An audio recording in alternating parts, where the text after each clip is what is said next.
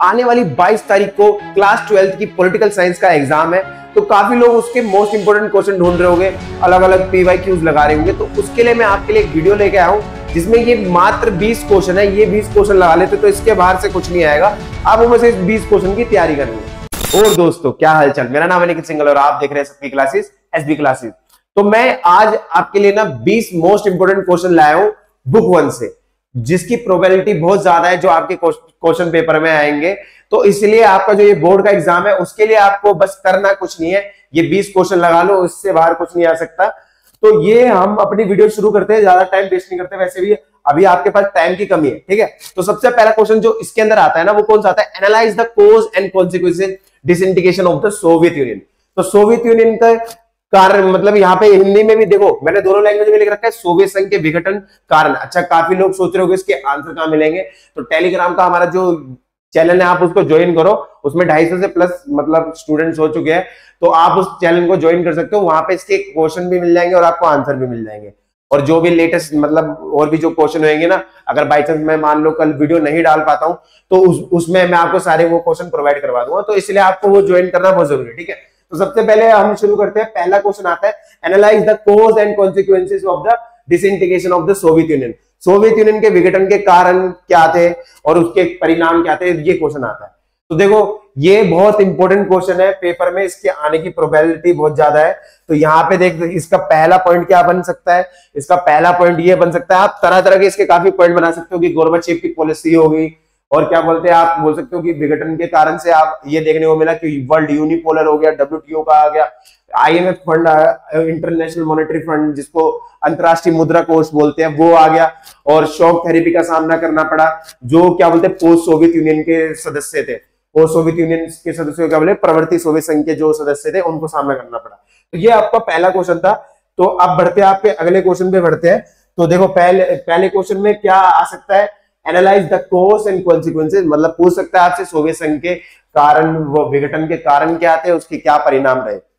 या ऐसे भी पूछ सकता है कि जो सोवियत संघ का विघटन हुआ ये उससे पूरे विश्व पे क्या प्रभाव पड़ा। क्वेश्चन किसी भी तरीके से पूछ सकता है, क्वेश्चन बहरूपिया होता है, बस आपको उसको पकड़ना है, ठीक है।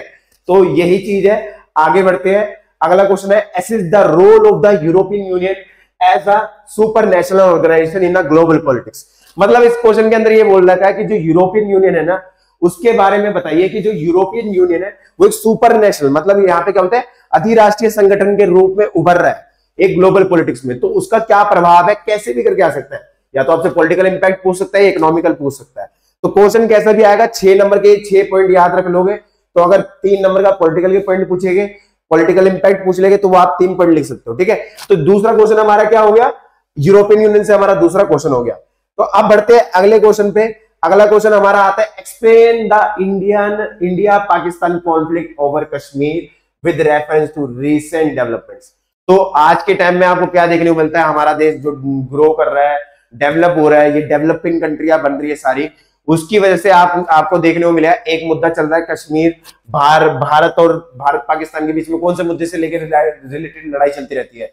कश्मीर मुद्दे से। जिसे अभी आपने न्यूज भी देखी होगी, पाक ऑक्युपाइड कश्मीर के लोग यूनाइट हो गया, वो कश्मीर में वो इंडिया में मिलना चाहते। तो ऐसे अलग अलग मुद्दे उठते रहते हैं। तो ये क्वेश्चन आ सकता है आपके पेपर में, बहुत ज्यादा चांसेस है ये, क्योंकि ये बहुत बार रिपीट कर चुका है ये क्वेश्चन किसी भी तरीके से आ सकता है। अगर आपको कश्मीर मुद्दा दिखेगा तो आपको ये इसके जो आंसर मिलेंगे, जैसे इसमें आंसर क्या लिख सकते हो, कश्मीर मुद्दे से देखने को मिलेगा कि भारत पाकिस्तान के बीच में व्यापार की कमी मिली है, और भी इसके जो भी इंपॉर्टेंट पॉइंट है वो सारे मैं आपको एक आंसर में प्रोवाइड करवा दूंगा। आपको कुछ नहीं करना, वो आंसर याद करने हैं, उसको याद करो, रटो, कुछ भी करो, वो पेपर में आने की उनकी चांसेस बहुत ज्यादा है। तो बस यही बोलूंगा। ये हमारा क्या हो गया, ये क्वेश्चन तीसरा हो गया। अब उसके बाद हम बढ़ते अपने क्वेश्चन चौथे पे बढ़ते हैं। तो क्वेश्चन चौथा क्या है, critical evaluate the impact of globalization on Indian economy and culture. मतलब ये देखो, ये बहुत अच्छा क्वेश्चन है ग्लोबलाइजेशन के ऊपर, वैश्वीकरण के ऊपर, कि वैश्वीकरण के होने की वजह से आपको इंडियन इकोनॉमी, मतलब जो हमारी भारतीय अर्थव्यवस्था है और जो हमारी संस्कृति है, उस पर क्या इंपैक्ट देखने को मिलता है। कल्चरल होमोजेनाइजेशन देखने को मिलता है, मैकडोनलाइजेशन देखने को मिलता है, ये और क्या बोलते हैं MNCs का बढ़ना, ये सारी चीजें जिसकी वजह से हमारी GDP ग्रो करती है। तो इस तरीके के पॉइंट्स लिख सकते हो आप इसमें, ठीक है। तो ये वाला हमारा कौन सा था, चौथा क्वेश्चन। करना कुछ नहीं है, आपको समझते भी चलना है सारा क्वेश्चन, ठीक है। और अगले क्वेश्चन में बढ़ते हैं। अब ये मत समझना कि कुछ बच्चे सोचेंगे कि यार क्वेश्चन तो वहीं मिल जाएंगे तो हम वहीं चले आएंगे। मैं इसमें जो पीडीएफ का पासवर्ड है वो बीच में ही बताऊंगा, तो उसके लिए आपको वीडियो में बने रहना पड़ेगा, ठीक है। तो उसके बाद सुन ध्यान हो, यहाँ पे क्या बता रहा है, discuss the significance of Paris agreement.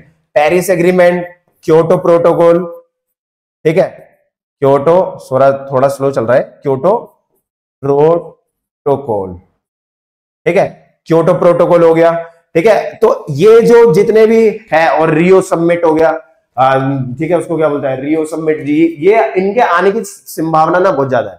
तो क्योटो प्रोटोकॉल, रियो सबमिट, पेरिस एग्रीमेंट, ये तीनों पढ़ लेना। क्लाइमेट चेंज के ऊपर थे ये सारे, ठीक है। क्योटो प्रोटोकॉल किसके ऊपर था, ग्रीन हाउस गैस के इफेक्ट के ऊपर था, तो उन चीजों को कर लेना, ठीक है। ये तीनों चीजें कर लोगे तो चांसेस है यहां से क्वेश्चन बने।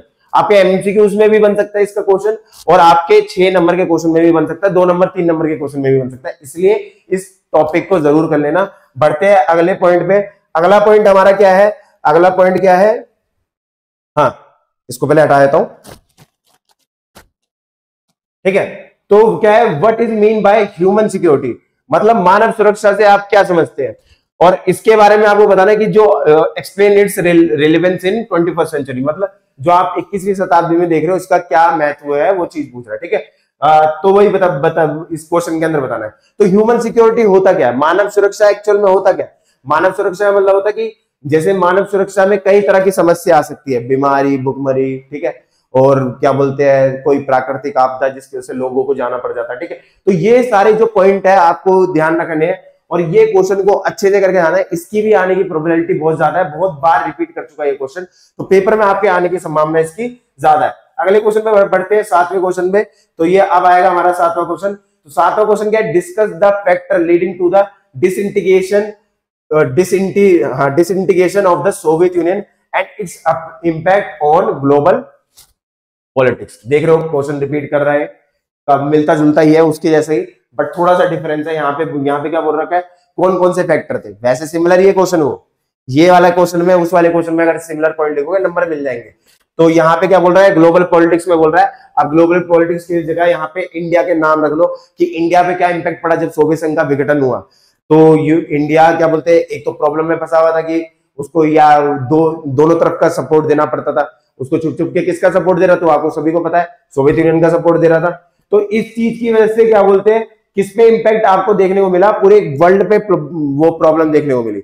जिसे आप ये कह सकते हो, इसमें जब ये क्या बोलते हैं आजाद हुए, डिसइंटीग्रेशन हुआ, डिसइंटीग्रेशन के बाद क्या हुआ, जब मतलब किसकी बात कर रहे थे हम यहाँ पे, हाँ इसमें हम बात कर रहे थे जब सोवियत यूनियन का विघटन हुआ। तो सोवियत यूनियन के विघटन होने के बाद हमें ये देखने को मिला कि काफी सारी अलग अलग कंट्री आई, CIS बना, शॉक थेरेपी का सामना करना पड़ा कुछ कुछ देशों को, ठीक है। और फिर कुछ लोग जो गरीब, मतलब जो देश जिनकी इकोनॉमी अर्थव्यवस्था गरीबी में जा रही थी, उन्होंने अपनी अर्थव्यवस्था को उभारने के लिए क्या करा, अपने जो रिसोर्स थे उन सब पे काम करा, ठीक है। तो ये वाला क्वेश्चन हो गया। अब बढ़ते हैं अगले क्वेश्चन पे। अगला क्वेश्चन क्या है इसका, ठीक है, अगला क्वेश्चन है यहाँ पे एनालाइज द फॉर्मेशन, किसकी बात करें यहाँ पे, analyse the formation, objectives and influence of the European union in contemporary world, ठीक है, कंटेम्पररी ग्लोबल अफेयर, समकालीन विश्व के मामले में यूरोपीय संघ के गठन, उद्देश्य और प्रभाव के बारे में बताइए। तो इसमें वो आपको यूरोपियन यूनियन की पूरी वो बतानी है, पूरा कहानी बतानी है कि यूरोपियन यूनियन कब बना, उसका क्या इंपैक्ट रहा, उसके कितने सदस्य, स्थायी सदस्य है, ठीक है, वो कौन से देश के पास न्यूक्लियर वेपन है, ये सारी चीजें इसमें बतानी है। तो ये वाला क्वेश्चन हमारा हो गया। अब उसके बाद हम बढ़ते हैं अगले क्वेश्चन पे, ज्यादा टाइम वेस्ट नहीं करना, ठीक है। 9वां क्वेश्चन, मिखाइल गोर्बाचेव ने सोवियत संघ को आधुनिक बनाने के लिए कई सुधार किए, 2 मुख्य सुधार थे, ठीक है। तो इसमें 2 मुख्य सुधारों के बारे में आपको बताना है कि कौन कौन से थे। एक तो ग्लासनोस्ट था, पेरेस्ट्रोइका था। ग्लासनोस्ट पेरेस्ट्रोइका से क्या क्या आया था, आपने देखा जो ग्लासनोस्ट था, ग्लासनोस्ट का मतलब क्या था आप बताओगे, मैं पेरेस्ट्रोइका का मतलब बताता हूं। पेरेस्ट्रोइका का मतलब क्या था, खुला, वो बोल सकते हो आप पुनर्गठन। अब पुनर्गठन करने की जब काम करा उन्होंने, तब उनको क्या इंपैक्ट देखने को मिला, उनको ये इंपैक्ट देखने को मिला कि लोगों को डेमोक्रेसी के बारे में पता चल गया। तो लोग ये समझने लगे कि क्या बोलते हैं, ये डेमोक्रेसी बेटर है सोशलिज्म वगैरह इन सब से, ठीक है। तो ये सारी चीजें इस आंसर के अंदर लिखनी है, ठीक है। तो अब मैं आपको पासवर्ड बता देता हूं। पासवर्ड क्या रहेगा, देखो जो हमारा जो पीडीएफ होगा ना, आपको जो पीडीएफ मिलेगा उस पीडीएफ का पासवर्ड होएगा निखिल NIKHEAL, सारा कैपिटल में, निखिल बाय, ठीक है, सॉरी पॉलिटिकल बाय निखिल होगा इसका पीडीएफ का पासवर्ड क्या है, पॉलिटिकल पोल बाय, पॉलिटिकल नहीं रख रहा हूं मैं, पोल रख रहा हूं, पोल बाय निखिल, ठीक है, पासवर्ड यही रहेगा। तो ये पासवर्ड ध्यान रखना, सारे कैपिटल में, पोल बाय निखिल, इसके करके आप जाओगे सर्च करोगे, मतलब सॉरी जो पीडीएफ का पासवर्ड है वो रहेगा क्या, पोल बाय निखिल। तो आपको ये लिखना है, आपको ये पीडीएफ पूरी प्रोवाइड करेंगे, ठीक है। अब उसके बाद यहाँ पे मैंने आपको एक क्वेश्चन तो समझा ही दिया है, तो इस क्वेश्चन के बाद हम आगे बढ़ते हैं अगले क्वेश्चन पे। अगला क्वेश्चन क्या है, अगला क्वेश्चन है 10वां, what are the major challenges faced by the European Union today. मतलब आज के दिन में यूरोपियन यूनियन को कौन कौन सी चीजों का सामना करना पड़ता है, कि उसके साथ जो उसकी जो पावरफुल कंट्री है, नाम आपको याद रखने उनके, जो पावरफुल कंट्री है उन्होंने, जैसे ब्रिटेन ने उसको छोड़ दिया था, ब्रिटेन मतलब ब्रिटेन का एग्जिट, ब्रेक्सिट बोलते हैं, ठीक है, उसका इंपैक्ट पड़ा किसकी, करेंसी पे, ठीक है।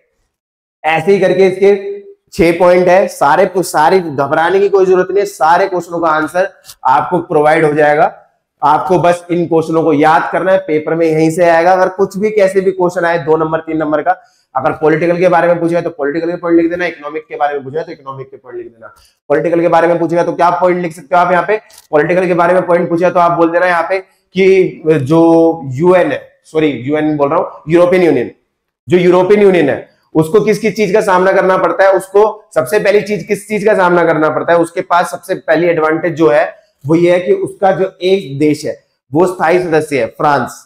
फ्रांस किसका स्थायी सदस्य है, सिक्योरिटी काउंसिल का, ठीक है। और उसके काफी सारे देश जो है वो अस्थायी सदस्य है सिक्योरिटी काउंसिल के, और इसकी वजह से ये अमेरिका के साथ साथ अन्य देशों की नीतियों को प्रभावित करता है। तो ऐसे करके आपको इसका ये पॉइंट बन जाएंगे, अगर आप किस पे लिखने जा रहे हो, पॉलिटिकल टर्म पे, ठीक है, और इकोनॉमिक पे भी बन जाएंगे। आगे बढ़ते हैं, इकोनॉमिक पे आप बोल सकते हो कि डब्ल्यूटीओ में सबसे बड़ा कंट्रीब्यूशन किसका है, यूरोपियन यूनियन का, ठीक है। तो ये सारी चीजें, आगे बढ़ते हैं, जल्दी टाइम वेस्ट नहीं करते। why is there a need for a reform in the United Nations suggest possible reform। मतलब बोल रहा है संयुक्त राष्ट्र को अधिक प्रभावी और प्रतिनिधित्वशाली बनाने के लिए इसमें क्या क्या सुधारों की जरूरत है। सबसे पहले जो स्थायी सदस्य का उसका कोई क्राइटेरिया होना चाहिए, कि ऐसा होना चाहिए कि कोई भी देश उसका स्थायी सदस्य बन सके। जैसे आपको पता है इंडिया कैपेबल है किसका स्थायी सदस्य बनने के लिए, यूएन का, लेकिन वो फिर भी नहीं बन पा रहा, क्योंकि यूएन के जो 5 स्थायी सदस्य उनके पास पावर है, वीटो पावर। अगर उनमें से किसी एक ने भी मना कर दिया कि इसको सदस्य नहीं बनाना तो नहीं बनेगा वो। तो यही चीज है, ये रिफॉर्म्स की जरूरत है। ऐसे ही 4-5 रिफॉर्म आएंगे, ठीक है। आपको 4 से 5-6 पॉइंट याद रखने इसके।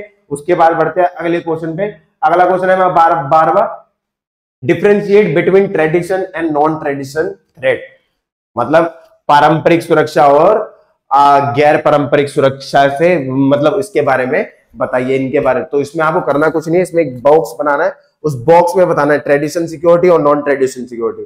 ट्रेडिशन सिक्योरिटी में क्या क्या चीजें आती है, नॉन ट्रेडिशन सिक्योरिटी में क्या क्या चीजें आती है, ये सारी चीजें लगनी है। उसको अगर आप पूरे एक डब्बे में बना के लिखोगे, पैक करके लिखोगे, तो आपको पूरे नंबर में इसके मिल जाएंगे। अगले क्वेश्चन में बढ़ते हैं, explain the concept of sustainable development and it's importance.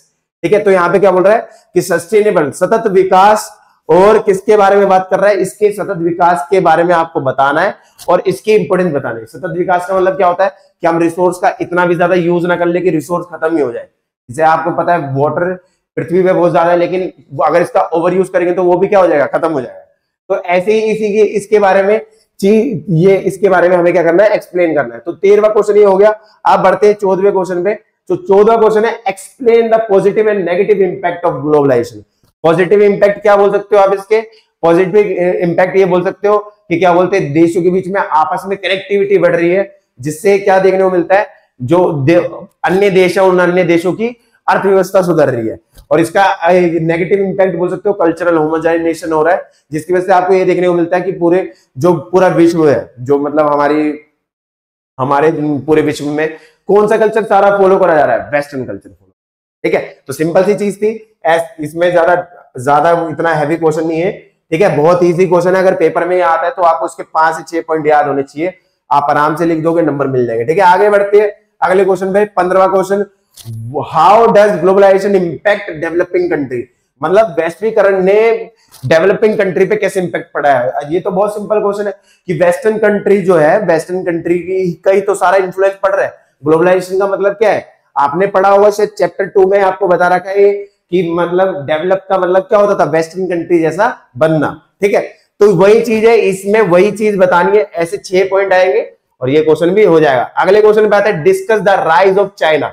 देखो ये क्वेश्चन बहुत ज्यादा इंपॉर्टेंट है, तुम्हारे पेपर में आएगा ही आएगा ये वाला क्वेश्चन। ये वाला क्वेश्चन आएगा, इसको जितना मर्जी डार्क कर लो। चाइना की इकोनॉमी के बारे में पूछ सकता है या इंडिया चाइना के रिलेशन के बारे में पूछ सकता है। ठीक है, तो ये क्वेश्चन आने की वो संभावना, सॉरी संभावना बोल नहीं पाया, ठीक है, तो संभावना इसकी क्या है, बहुत ज्यादा है। तो ये 16वां क्वेश्चन करके जाना पेपर में। 22 तारीख को पेपर है, तो अगर ये क्वेश्चन नहीं करके गए पेपर में दिखा, फिर आप बोलो यार ये क्वेश्चन तो आ गया। ठीक है, तो वही चीज बोल रहा हूं, इसलिए इस क्वेश्चन को क्या करना, पक्का करके जाना। अब उसके बाद आता है 17वां question, evaluate the role of the United Nation in maintaining global peace and security. मतलब यहाँ पे बता रहा है कि जो यूनाइटेड नेशन है, संयुक्त राष्ट्र संघ जो है, वो कैसे ग्लोबल पीस और किसके बारे में और सिक्योरिटी के ऊपर काम करता है। ठीक है, मतलब उसके बारे में आपको बताना है, ग्लोबल सिक्योरिटी के बारे में, ग्लोबल पीस के बारे में और सिक्योरिटी के बारे में। बिल्कुल सिंपल क्वेश्चन है। ग्लोबल सिक्योरिटी पे काम क्यों करता है, क्योंकि आप इसमें ये भी लिख सकते हो, जैसे अगर मान लो आपको पॉइंट नहीं आ रहे ना किसी के क्वेश्चन के, तो उसके बारे में, जैसे ये है कौन सा, यूनाइटेड नेशन, यूनाइटेड नेशन की बेसिक चीजें पढ़ लो। अगर बेसिक चीजें पढ़ लोगे तो आइडिया हो जाएगा कि अच्छा यूनाइटेड नेशन के बारे में ये चीजें, तो वो सारी चीजें पढ़ लोगे तो पेपर में आसानी हो जाएगी। जैसे कि आप मान लो आपको पॉइंट नहीं आ रहा, पहला पॉइंट आपने लिख दिया कि लीग, सबसे पहले क्या आया था, लीग ऑफ नेशन आया था। लीग ऑफ नेशन क्या बोलते हैं, युद्ध को रोकने में असंभव रहे, इसलिए किसकी स्थापना हुई, यूनाइटेड नेशन की स्थापना हुई, और यूनाइटेड नेशन काफी सक्सेसफुल रहा, जिसके बाद हमें कभी भी एक वर्ल्ड वॉर 2 जैसा वॉर नहीं देखने को मिलता। ठीक है, तो ये करके लिखोगे पूरा क्वेश्चन। अगर पॉइंट नहीं आ रहे, ये देखो ये सिचुएशन तब बता रहा हूं जब आपको पॉइंट लिखने नहीं आ रहे ना, तब क्या करना है। अगर आते हैं 4-6 पॉइंट आते हैं तब आप लिख दोगे, कोई दिक्कत वाली बात नहीं है। ठीक है, अब देखो एक चीज और बता रहा हूं। ठीक है, सबसे पहले क्वेश्चन पढ़ते हैं, as a citizen of India how would you support, ठीक है, how would you support India, ये देखो यू कैसे लिख दिया, how would you support India candidate for the permanent membership of the UN. देखो मैंने बताया था यूएन के बारे में कि यूएन का वो परमानेंट सदस्य बनने के लायक कौन है, इंडिया, लेकिन फिर भी वो बन नहीं पा रहा। तो आपको सपोर्ट करने वाले जो 5-6 पॉइंट है वो लिखना है। डाइवर्सिटी है, ठीक है, लार्जेस्ट इकोनॉमी है, कंट्रीब्यूटर है, पीस कीपिंग फोर्स में मदद करता है, ये सारे ऐसे ऐसे पॉइंट है, ये पॉइंट लिखोगे नंबर मिल जाएंगे। आगे बढ़ते हैं। ठीक है, अगले क्वेश्चन पे आते हैं। अगला क्वेश्चन क्या है यहाँ पे, ठीक है, discuss the role of non governmental organization in international affair. मतलब यहाँ पे क्या बोल रहा है, आपको बताना है जो एनजीओज है, उन एनजीओज का मेन भूमिका क्या होती है एक इंटरनेशनल अफेयर में। तो अब इंटरनेशनल अफेयर, ठीक है, सिक्योरिटी, अंतरराष्ट्रीय मामले में गैर सरकारी संगठन, ठीक है, एनजीओ की भूमिका पर चर्चा करते हैं, मतलब उनके बारे में बताइए। तो देखो इसमें क्या करना है, इस क्वेश्चन के अंदर आपको ये बताना है कि जो एनजीओज है उनका क्या क्या रोल होता है। तो एनजीओज के जो रोल होते हैं कि वो क्या बोलते हैं, इसमें बोल सकते हो आप जितने भी वो, मतलब एक मिनट रुको, गला सूख गया, थोड़ा सा पानी नहीं है आसपास में कहीं। ठीक है, तो हाँ मैं ये बता रहा था कि जितने भी आपको एनजीओ देखने को मिलते हैं ना, वो एनजीओ वो क्या बोलते हैं, पहली बात तो सरकार द्वारा नहीं होते, तभी तो इनको नॉन गवर्नमेंटल बोल रहे हैं। और दूसरी चीज ये क्या बोलते हैं, चाइल्ड लेबर या फिर ह्यूमन राइट्स, इन सबसे रिलेटेड सिचुएशन पे काम करते रहते हैं और लोगों की क्या बोलते हैं, सेवा करते रहते हैं। ठीक है, तो ऐसे ही 6 पॉइंट आएंगे इसके। आगे बढ़ते हैं, 20वां question, last but not least question. ठीक है, तो 20वां क्वेश्चन आखिरी क्वेश्चन है, discuss the need for a reform in the United Nation. United Nation में कौन कौन से रिफॉर्म की जरूरत है, यूनाइटेड नेशन में कौन कौन से रिफॉर्म की जरूरत है, कौन कौन से बदलावों की जरूरत है। सबसे पहले स्थायी सदस्य फिक्स नहीं होने चाहिए, ये वाला पॉइंट है। ठीक है, मे भी शायद ये क्वेश्चन हो चुका है। अब देखो मैं एक चीज और बता रहा था, एक चीज और समझ लो, पेपर में पता क्या कर सकते हो आप ना, अगर मान लो कोई पॉइंट नहीं आ रहा तो किसी दूसरे चैप्टर का पॉइंट ऐड कर सकते हो।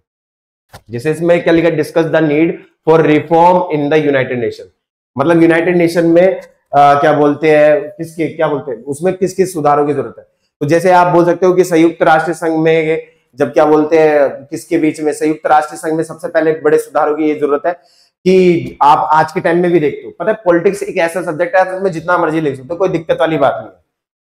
लेकिन आपके जो शब्द है ना वो मैच करने चाहिए इससे आंसर से। तो आप इसमें ये भी लिख सकते हो कि आज के टाइम में आपको देखने को मिलता है जो यूएन है, यूएन को काफी ज्यादा क्या बोलते हैं, अपने डिसीजन को लेके सही होना चाहिए। जब कोई बड़ा देश गलती करता है तो यूएन वहां पे चुप रहता है, लेकिन अगर कोई छोटा देश गलती करता है तो वहां पे वो चुप नहीं रहता। जैसे चाइना ने कोरोना वायरस फैलाया था, उसके ऊपर किसी ने मतलब बोला तो था, लेकिन इतना बड़े लेवल पे कोई इश्यू नहीं बना था। लेकिन अगर ऐसा कोई एक नॉर्मल कंट्री करती, जैसे मान लो अफ्रीकन कंट्री करती, या फिर कोई भी कंट्री करती, पाकिस्तान कर लेते, ठीक है, तो वहां पे आपको क्या देखने को मिलता है, वहां पे आपको ये चीज देखने को मिलती कि वहां पे ये सारे ना क्रिटिसाइज करने लग जाते हैं, उनसे व्यापार बंद कर देते, कनेक्शन काट लेते, ये सारी सिचुएशन देखने को मिलती।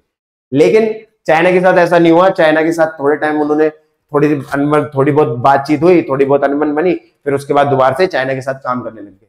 रशिया के केस में देख सकते हो आप, रशिया के केस में क्या चलने को देखने को मिल रहा है। तो ये पॉइंट आप ऐड कर सकते हो, जो मैं बता रहा हूं ना आपको पूरा समझा रहा हूं, ये सारे पॉइंट आप किसके अंदर ऐड कर सकते हो, अपने आंसर के अंदर ऐड कर सकते हो, ठीक है।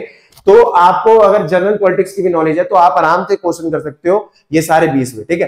तो इसलिए मैं बोल रहा हूं इसमें कोई दायरा नहीं होता, कोई फिक्स दायरा नहीं होता। हिस्ट्री में एक टाइम को दायरा फिक्स होता है, लेकिन पॉलिटिकल में कोई दायरा फिक्स नहीं होता। आपकी जितना अच्छा आपका पॉलिटिक्स से लेकर अंडरस्टैंडिंग है, जितना आप वर्ल्ड पॉलिटिक्स से लेकर अवेयर हो, जैसे आपने देखा हो ट्रंप वाले केस के ऊपर बात कर रहा हूं, ठीक है। तो ये सारी जितनी भी चीजें आपने इसके अंदर नोटिस करी ना, वो सारी चीजें रिलेवेंट करती है किसमें, आपकी बुक में। आप अपने आंसर को और ज्यादा इफेक्टिव बना सकते हो ये सारी बातें लिख के। तो उम्मीद करता हूं आपने इस वीडियो से कुछ सीखा होगा, और अगर इस वीडियो से कुछ सीखा होगा तो वीडियो को लाइक शेयर जरूर करना, और कमेंट करना अपना कि बताना कि आपने इस वीडियो से क्या नया सीखा। और साथ के साथ जानने के लिए जुड़े रहना, बने रहना एसबी क्लासेस के साथ।